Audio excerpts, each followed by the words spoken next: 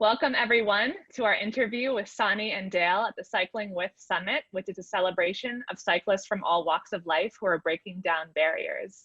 My name is Annalisa, and I'm the founder and co-creator of Miles of Portraits, which is a magazine and film about the people we meet as we ride our bikes around the world. Before we begin, I want to thank our sponsors, Ortlieb, Rad Power Bikes, all of the other brands that got behind this, as well as our Patreon supporters for making this possible.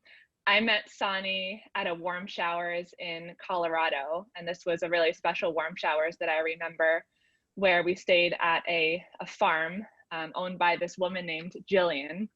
And Jillian was a woman of many trades and talents, and she used to work at a school and a prison, and she used to live on a boat. And she was one of the most memorable people that I met on the Trans Am. And there is where we met Sonny, who was also cycling the Trans Am on his own. And since then, I actually had the pleasure of hosting Sonny at my house in Brooklyn. And so it was wonderful to connect with him again, just to show like how small this world is. Sonny and Dale are childhood friends from South Dakota, and they've gone on many adventures together. So with that, I wanted to welcome Sonny and Dale. And if you could talk a little bit about Sonny, about your recent trip across adventure cycling's new route, Parks, Peaks, and Prairies.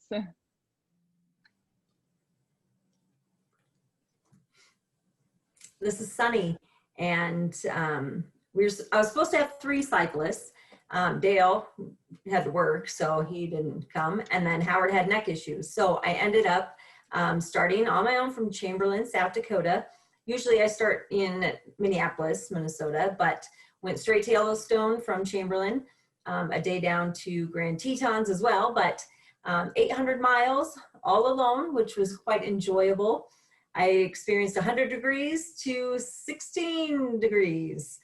Which happened in Yellowstone. There was snow, there was rain, there was ice. I mean, everything you can imagine. I went through it and got there safely. When I got close to Yellowstone, I wanted to just stay even longer, but I thought with all the commitments back home, I better head back. And it's so nice every once in a while to just be alone. And so it was a great opportunity. I do tend to like to cycle as a group, but it was good. Yeah, I think cycling alone is a good reminder that it's just a good way to travel in terms of like getting through your mind and getting your thoughts out. You two have ridden across many different parts of the US.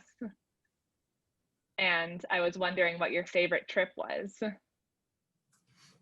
Sure, this is Sonny. For me, it was the West Coast. And Dale is saying, you know, for me, the Atlantic is the only big trip that I have done in quite some time. And so there's been some smaller ones here and there, but the Atlantic was the biggest one. And I wish I could do more, but. Yeah, Dale, you have a very large family, correct? Dale's saying, yes, I do. And my family is pretty small, but my wife's family, whew, my goodness, quite large. Wow. Yeah, I'm an only child, so. Sure. Cool. Well, I was wondering if you two could tell me a little bit about maybe some memorable folks that you met along the way on any of your bike trips through Warmshowers, or if it was on the road.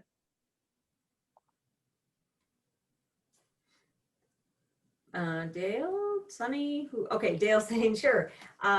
Most memorable cyclist, let's see, was probably Jim Smith. And he is someone that can hear. The first day that Sonny and I got ready to start cycling to Key West, we were going up to Maine and getting ready, kind of working out everything on his bike. And he gave us a thumbs up and said, hey, can I join you? And we were like, oh, sure. So sure enough, he caught up with us the first day and rode with us ever since. And the communication as far as that, Sonny's saying, yeah, he wrote a lot. We had a lot of paper and pen. So, and he was totally fine with that, Dale, saying that, you know, it was great. And as long as we all understood. The second one for me would probably be Bike Doctor. Oh, just love him. You know, just he tended to gesture a lot, and so it was really enjoyable. It really was. Awesome. Yeah. Oh, Sonny, go ahead. Oh yeah, this is Sonny. Just in regards to Jimmy, for sure. You know, we were together for 13 days, and we didn't have any issues going out to eat together, staying in hotels. You know, we had an ER visit, and so much thanks to him as far as facilitating communication between me and Dale and Jim and the doctors. It was great. Sure enough, I had some issues with intestines, and I spent a day in the ER. And we ended our trip right there. But Jimmy, you know, kept on after that. Once I recovered, then Dale and I went back a few months later, and we cycled the entire way to Jimmy's home in Maine for a night. And it gave us some lobsters, and it was great. It was delicious. Wow, Jimmy sounds like an amazing guy. I remember when you two stayed with me at my house through Warmshowers. You know, obviously we communicated through writing, and I still have like the notebook with all of our conversation. And I feel like it's so great to like have a transcript of our time together. And it's great that, you know, Jimmy was keeping those thick pieces of paper. Is that something that is difficult for you in terms of when you're traveling and trying to communicate with people hearing? You know, Dale's saying for me, it's not really a barrier. I'm so used to it that no, And part of my life is pretty standard, you know, it's everything rolls the same way, and you know what to expect, and so no big deal. And Sonny is saying, you know, me just like Dale, grew up with some communication barriers, but as far as a cyclist, you have a better chance of writing or gesturing through things, which is pretty easy. The non-cycling world, like when you're at a gas station or a restaurant, people are almost shocked. Like, what do we do? We don't know how to interact. But in the cycling world, you know, often it's just, you work it out. You know, Yellowstone, on that trip, I stayed at 2 Warmshowers, and I didn't have any problems with anyone. Of course, another stack of paper but they made me feel welcome in their homes. That's incredible that the bicycle can just bring so many of us together. And I think it's that uniting thing that brings us together. I remember in Colorado at Jillian's Warmshowers when we were all sitting on her couch and communicating just through, I think it was your phone. Yeah. And I was wondering if, you know, sometimes that can cause a situation where you feel a little bit excluded from the conversation, I can imagine. And I'm wondering if you have anything that you'd like hearing people to know about how they can be more inclusive towards you.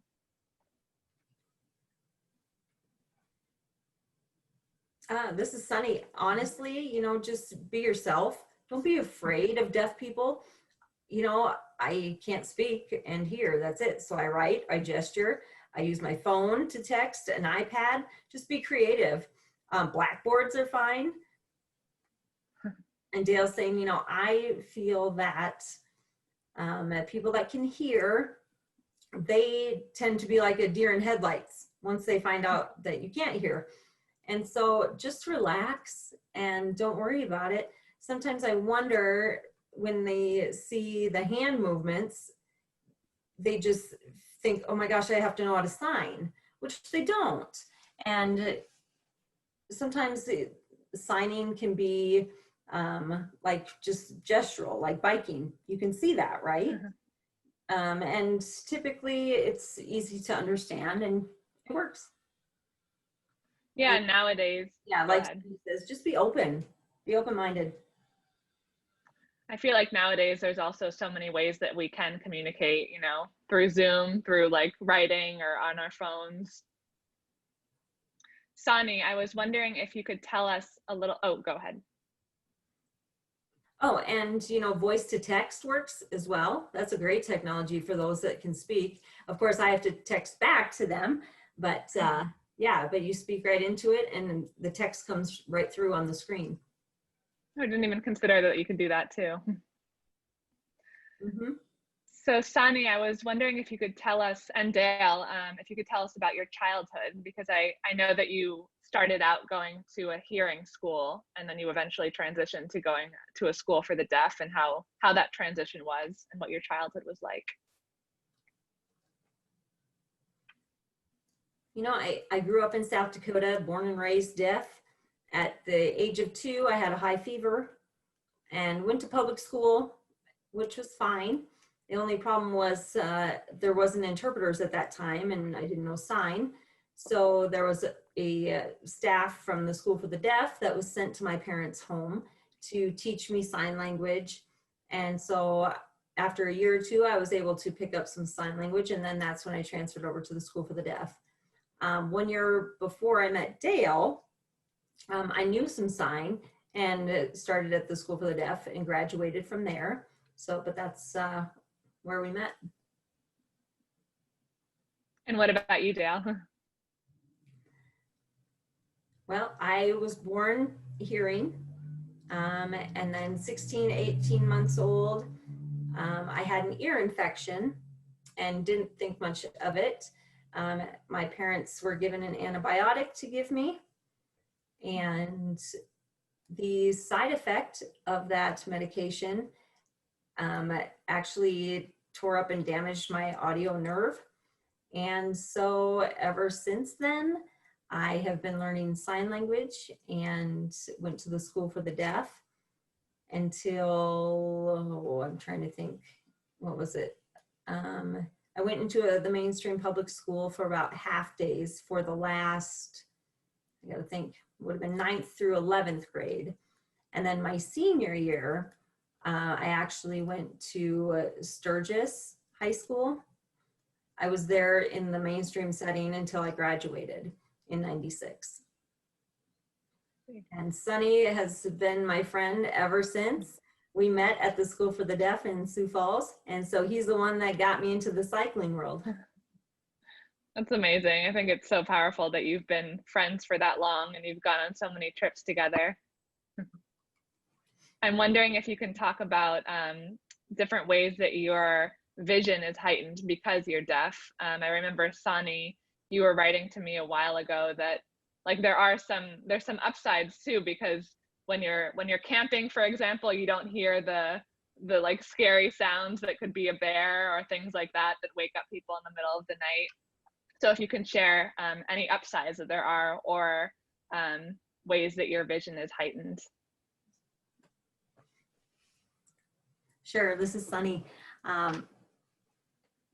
Being deaf, I don't rely on my ears, I rely on my eyes more often. And not only that, but also feelings and vibrations. So, if my car has a problem, I'll send it to the shop and let them know that something's wrong. And they would come back and say, no, everything's fine. And sure enough, I convinced them they need to keep looking and they find something. So, and of course, it was caught right before it was going to be really bad. So, but visually I spot things are moving that far away that people that can hear might not be attuned to. So definitely more visual. And this is Dale.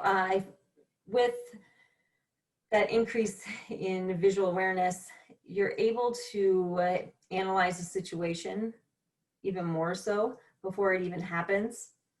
And for example, at the Ross River Bike Trail here in Minnesota, of course, the two of us were cycling and there was a UPS truck coming from the side, and I noticed it right away that the truck was coming, and it should have stopped at the intersection. And when I looked over to my left, it was clear. I looked over to my right, I analyzed where we were going to meet, and I said, you know what, I think we can make it. And we just kept on going straight on through. And sure enough, we didn't have to worry about anything happening. But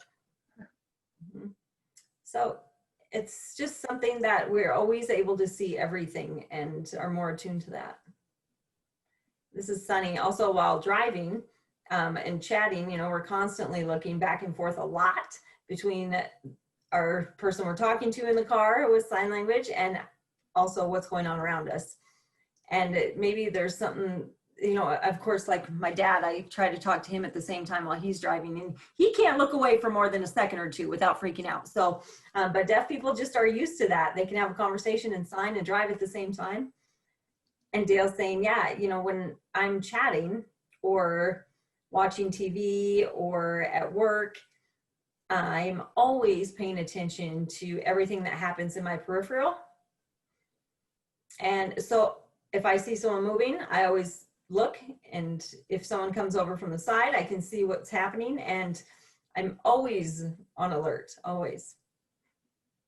Yeah, you must be so much more aware of what's going on because of that. I was wondering if you could talk about just different extra precautions that you might take, considering the fact that you do not hear cars behind you. I know that you guys have mirrors on your handlebars. If there's anything else that you do. No. Sonny says, you know, common sense too. In high traffic areas, you just got to keep an eye out. If it's pretty remote, you can just relax and always be checking your mirrors. Some people don't like mirrors. I prefer to have a mirror so I can see, especially what's like with a semi truck.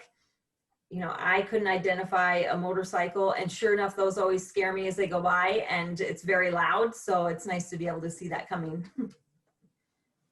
Yeah, those semi trucks can really catch you off guard. And I definitely agree that. Yep. And they'll say, most importantly, I think the mirror is the most important tool we have, because we're able to see what's behind us when we can't rely on our ears. Sonny's saying, you know, when we're in a group and we're not together, we just can sign back and forth. If there's no traffic, we can, you know, be right next to each other, but having to be one in front of the other, we really have to kind of have a lack of communication during that time. When we can stop and chat, then we do that when we can, and then we take off again. I can definitely vouch for the mirror myself. I started using one of the kinds that hooks onto your sunglasses. So you kind of have a third eye and you can really see what's going on behind you, especially when there's a truck and, you know, you maybe wouldn't have seen it coming. It becomes your third eye, and I feel like naked without it now. I feel like so used to checking that. It's a reflex. Yeah. I think I recommend it for everyone, no matter if you're deaf or if you're hearing. Mm-hmm. Agreed. I definitely agree. This is Sonny. I'm not sure about dirt biking. You know, I wouldn't know much about that, but as far as like cycling on the roads, absolutely. Yeah, definitely when you're on the roads with cars. Mm-hmm. Yep. Definitely. So everyone should get a mirror. You know, sometimes we do miss cars that go by. It comes by unexpectedly, which is always annoying. Or buses, like in Wilmington, Delaware. Oh my gosh, that was pretty close. There was a close call there. It just right by me, and that was scary. And Sonny says that's when I had texted Annalisa when I said, hey, can we stay at your house? And so that's when that whole thing happened. We thought, oh gosh, the city bus, no thank you. Yep, it was in Delaware. And oh my gosh, the traffic was just unreal. And of course I couldn't feel anything until there it was. Right, it comes out like from nowhere. Yes. I definitely recommend, I don't know I think Sonny, you were trying it out at one point, but me and Eric love the pool noodle, like sticking a pool noodle on the back of your bike so that it sticks out perpendicular. And so it kind of creates a shoulder for the times that you don't have a shoulder, and it forces cars to like move to the other lane. So if anyone has not tried it, I definitely recommend it. This is Sonny. I did try it on the West Coast last year with a green one that I had. It was nice, but when you're in town, it's pretty narrow. It touches pretty much everything that you go by. Yeah, it's better for the country, I think. It wouldn't be good for the city because then you're just hitting everyone. Yep, yep. It's definitely a ridiculous sight. But it causes people to see you, so that's what's important. Yes, it grabs their attention. It sure does. I'm hoping you can tell us a little bit about just different perspectives that you've gained from riding while you're deaf.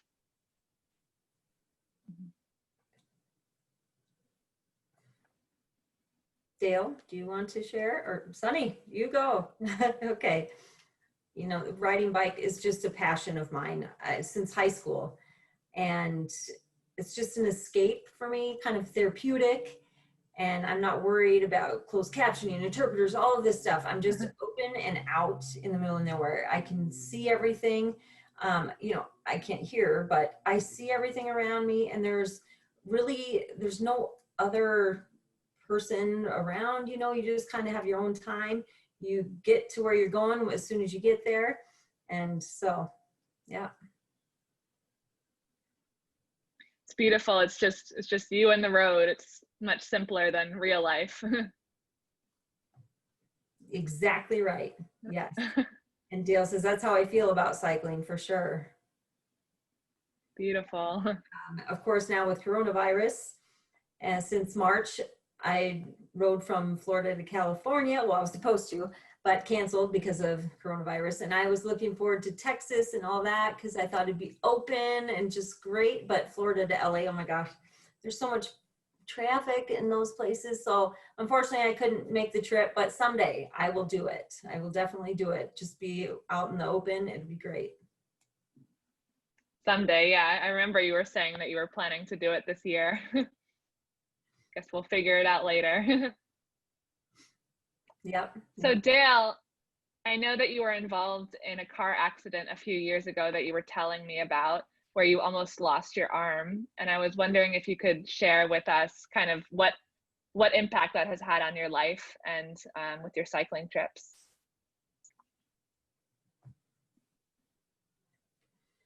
Well, the car accident where I had almost lost my arm, it would have been my right arm. It was just mind altering, and it really changed my way of thinking. And there are things that you want to do in your life where you feel you want to just seize the moment, and whatever opportunity comes your way, you just want to do it. And when Sonny said, let's do the Trans Am tour, and I was thinking, yeah, I want to do that.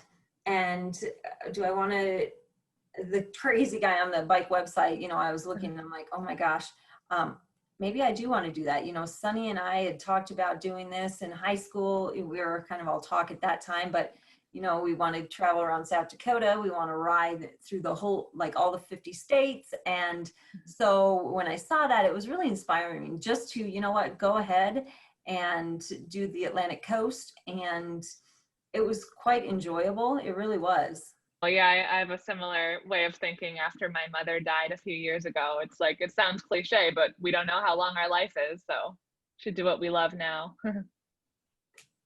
Exactly. That's exactly. Yep. Awesome. Could you two share one of your most freeing moments on the bike, or one of your favorite memories from any of your trips? Oh, Dale, I'll let you go first. The Atlantic coast for me, even though it was crazy as far as traffic and the bustle and everything, it was just like I said, it was, and like what you said, it was just me and the road and a lot of time to think. It was so freeing. I felt strong. I felt, how do I even put it? I felt accomplished. It's incredible. And Sonny's saying, you know, definitely the Redwood National Park in California, Northern California on the West Coast ride was my favorite of all time. It was so bright. And when we got to the state park, you know, it was dark. There were lights on, but even though it was still bright, I mean, it was just, the ground was so soft, and you know, we were tenting, and oh, it was just my all-time favorite. And I will definitely go back to the West Coast. Dale, maybe we'll go, and another friend of ours. It would just, oh, it was beautiful there. Yeah, I hope you two can go back there soon. The West Coast is definitely a really magical place. One of those places, like the Redwoods, are one of those places that makes you feel really small. I'd love to bike tour there someday. Yeah, Yes, tiny, exactly. tiny, not even small, but tiny. Awesome. Well, for anyone who is sort of on the fence of getting into adventure cycling, what message would you have for them? Or if you could just tell us why it is that you ride. Sure, this is Sonny. That's easy. Start small. You know, 1-2 day trips. Go to your favorite state park or wherever you like to go, there and back. If you like the feeling you get from that, you'll know. You really will know if it's for you. And just go for it. Yep, Dale says, yeah, I agree. Start small. Definitely start small. That's definitely been a, And go ahead. Sonny's saying, you know, I started in 1995, and that was it. And then for how many years, 17 years or whatever between that. So I regret some of that, but moving forward after that, I thought, you know what, let's just do it. Let's go. And Dale saying, yeah, definitely agreed. You know, Dale saying, I started my cycling trip with the, sorry, I'm getting the MS, the multiple sclerosis cycle trip, and that was in 96. So right after Sonny, I enjoyed that, and I just fell in love with cycling and just the nature, and with a big group of people. It was really fun. It really was. It's so funny because I think you guys are the fourth speakers at this summit to mention the word fun at the end of the interview as to why you ride. It's such a simple, you know, sentiment. It's fun, you know, and I think that anyone can do it, as you said. And we can just jump in and learn along the way. You know, and it's not expensive. You know, you got to get some gear and all that, but after that, I mean, you just hop on and you go. You don't have to think much about it. Yep, just go forward. I think that's a great note to end on before we jump into Q&A. Eric, I'm going to close my video for now and ask you if there's anything, any questions that we have from people.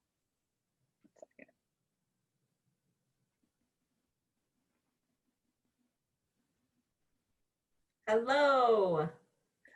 Hello, thank you. I'll select some questions, but I was wondering for Dale or Sonny how their family helps support their trips.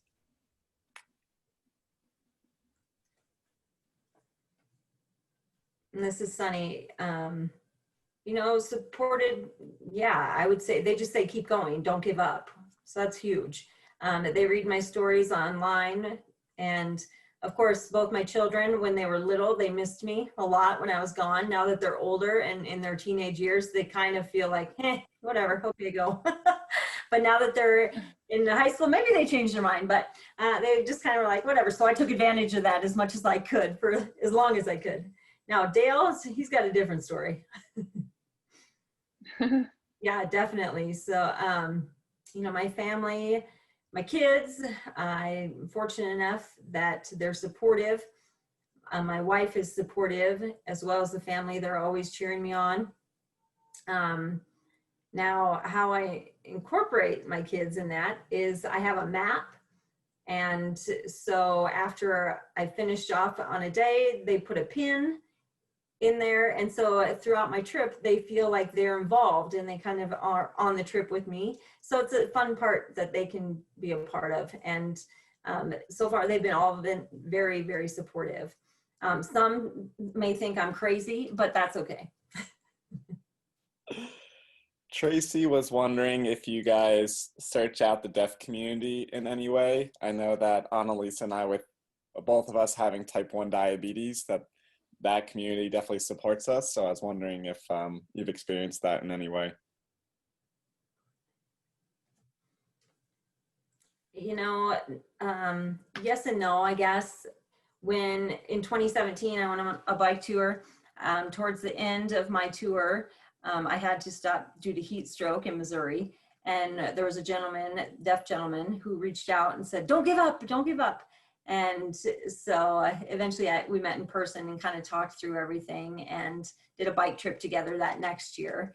And so then it was 3, then 4 of us, and then 3 of us. But yeah, it was nice. I mean, there's a lot of deaf communities out there, but I don't know that if they do what I do, if they're into cycling. I mean, it's a pretty small percentage.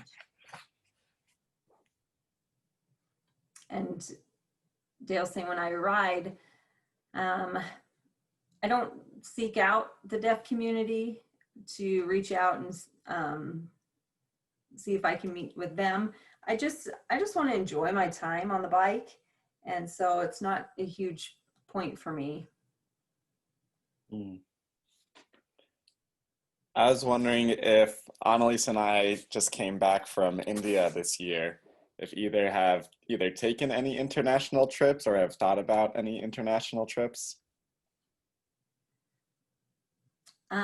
Dale's saying, I want to. And Sonny says, I was supposed to go to Chile, but with coronavirus, everything's getting postponed. So who knows when, maybe a couple years. Unless you count Canada. Is that international? You know, it was only like a 1 or 2 day thing, but. Shannon was curious how you pick where you want to ride.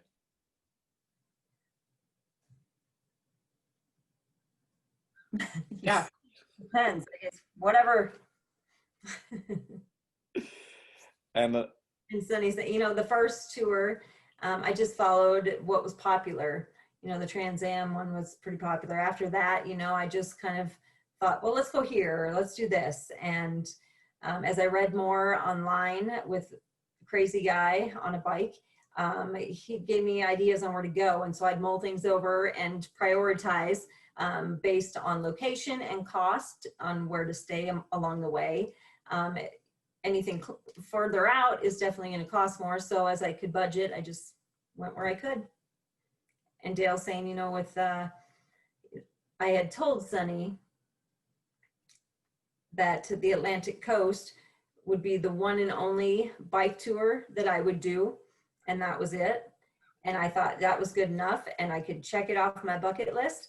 And now I just, you know, I just feel like it's not quite enough and I need to do more. So the South Pier, let's see, the Trans Am, and then I also want to do West Coast, and I want to cycle across Europe and Amsterdam to New Zealand, or to Italy, Interbrare. So there's just things that, you know, I would love to do more.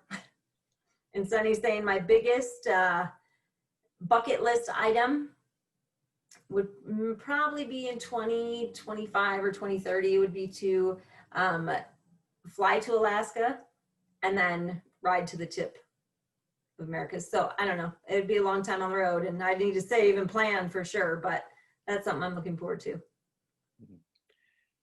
I know Sonny mentioned Crazy Guy on a Bike, but just sharing for everyone listening, that's a great community-based blog. So anytime you're researching a trail, you can find a lot of information. And then Adventure Cycling, which is a nonprofit, they have maps that have the routes. So Trans Am is 40 years now, so there's a lot of stuff established, but their maps also list out a lot of resources. So it's a really helpful place to start. And I'm always sharing, you know, if you just want that small step, which both Sonny and Dale have shared, looking at the maps and just taking a small section of those is a really great place. I didn't hear Annalisa ask this, but I know it's one of her favorite questions. Is there a moment of type 2 fun that you had along one of your trips, which means during it, it was really painful or hard, but then you look back on it fondly?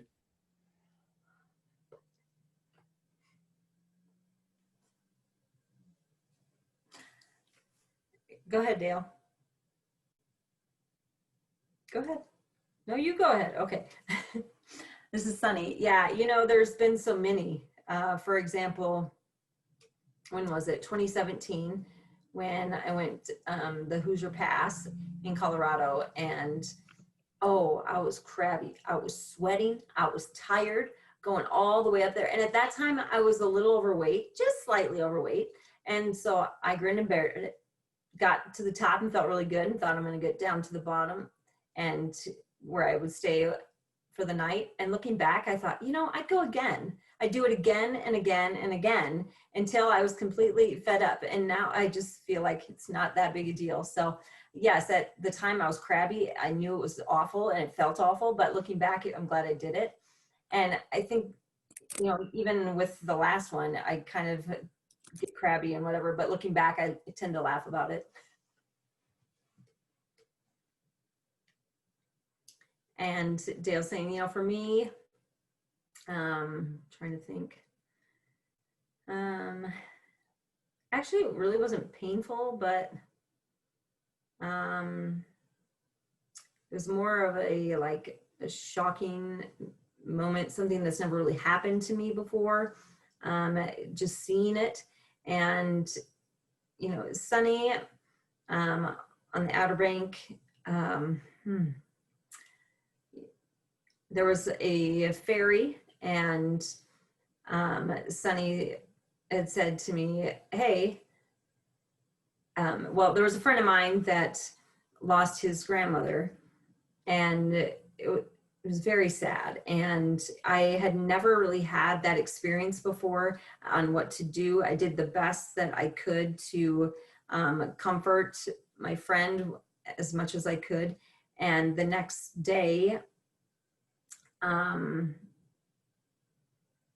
was on an Instagram chat, and I had posted a video about this ride, and I could just feel the emotion from the ride.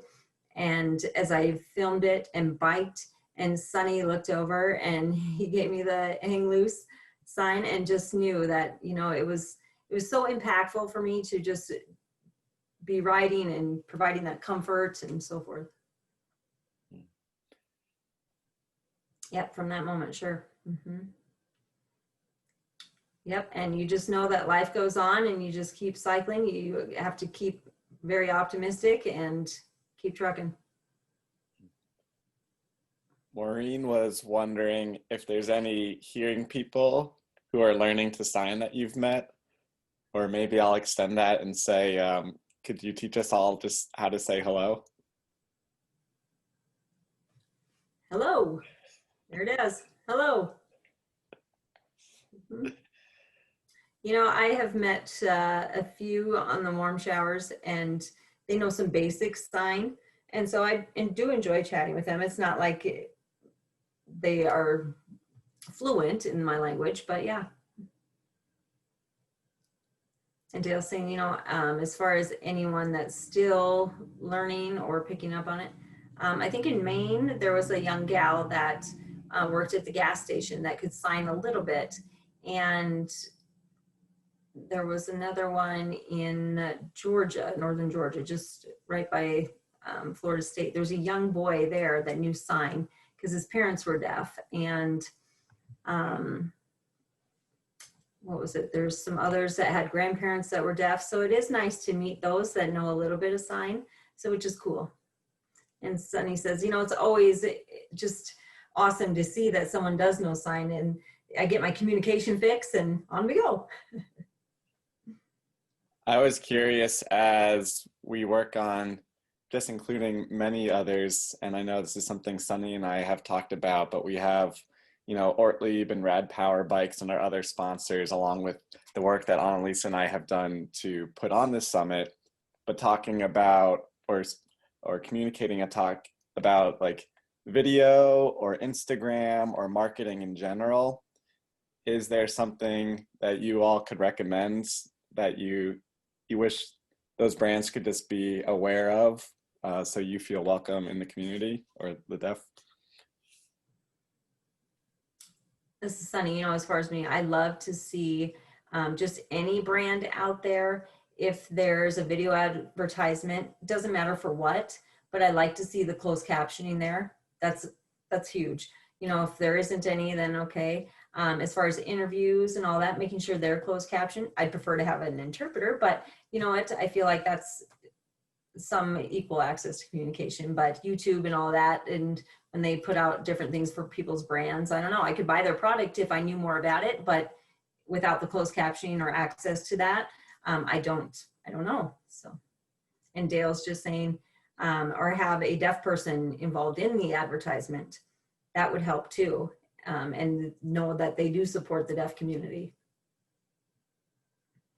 Yeah, just something I personally observed is I saw Pearl Izumi, I believe it's for Leo Wilcox's I Just Want to Ride video, that the brands made closed captioning not an option. So it's available and mandatory for everyone. And I've seen that a few more places, and it was just something I've observed. But just going through those steps, and it would be wonderful to even see some sign interpreted into some creative ideas, even just as a small acknowledgement, if anything. Agreed. Yeah.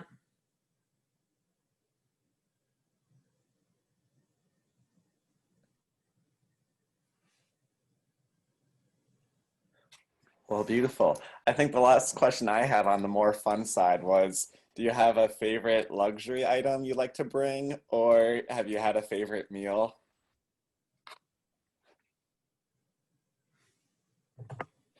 Oh, I'll let Dale go first. Oh boy, a favorite. Luxury item. Well, my bike. And Sonny's saying, for me, I have to make sure that I've got a good bed.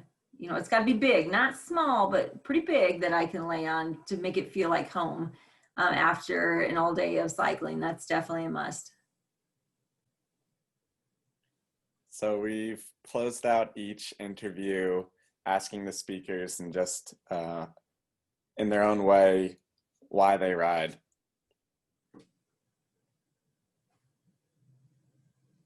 It's fun. It doesn't require a lot of thinking. You're on the open road, just biking, and maybe against the wind, maybe not, but it's just you. And someday, you some days you don't feel like it, but you just go ahead. But I really think it's fun. I own 7 different bikes, and I'd like to have more, but 7 I feel is probably sufficient. And Dale's saying, for me, it's very relaxing. It's freeing as far as your mind, and just on the open road, and there's no barriers. Yeah, really, there's not. And you're just off. Thank you, both of you. I'm going to turn this over to Annalisa so she can close us out. Perfect. Thank you, Eric. Hello again. So Sonny and Dale, if you could also tell us where people can follow your adventures, if you have a blog or an Instagram. We can type it in the chat. Yeah, sure. Just a second.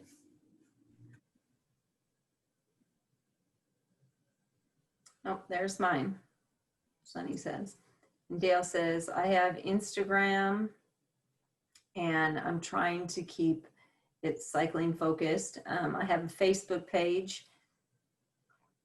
It's Kreskin Bike Journal.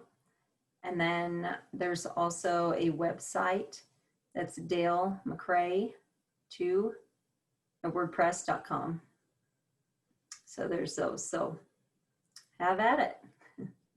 Awesome. Well, thank you two so much for coming on. It was great to connect after so long, and especially to have an interpreter just to see both of your faces, especially during these coronavirus times.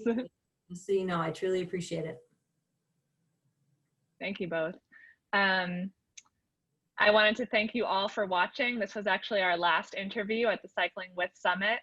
And this has been really special for me because it's been kind of like a culmination of all the cyclists that we've met, not all, but many cyclists that we met on the road. And it's been great to connect with you all. If you are interested in watching the pre-recorded videos or the Zoom calls, we'll have those up in about a week or two on the website. And if you enjoyed the summit, please consider becoming a Patreon supporter. And that will really help us create more of these types of summits where we bring bicyclists together. So thank you all so much. Have a great night or afternoon, wherever you are. Yep, same to you guys. Thank you. Thank you so much. Bye.